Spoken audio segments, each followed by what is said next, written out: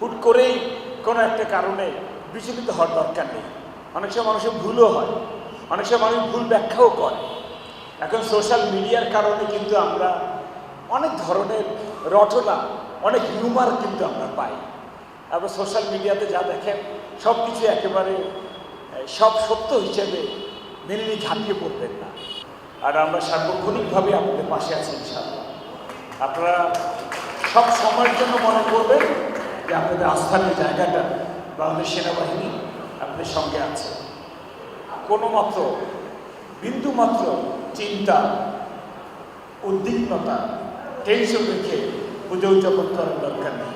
একেবারে নিশ্চিন্ত থেকে ইনশাআল্লাহ আপনারা আপনাদের এই পুজো উদযাপন করতে পারবেন।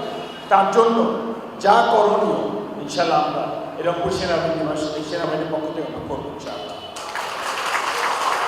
আমার মোবাইল নাম্বার থাকবে, যে কোনো সময় যোগাযোগ করতে পারবেন।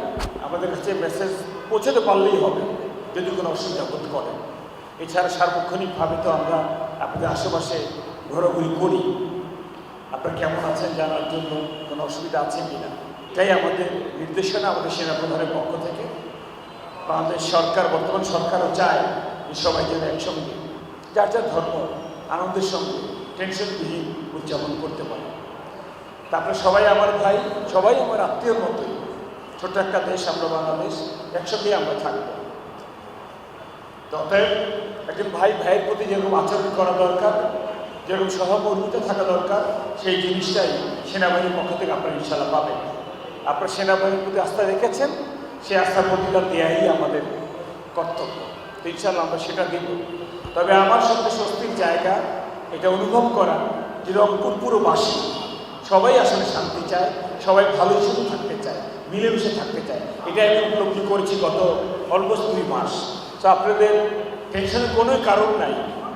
আপনারা দেখবেন সবাই আপনাদেরকে সাহায্য করবে, সবাই ইভেন আপনাদের আনন্দটাও ভাগাভাগি করতে চায়।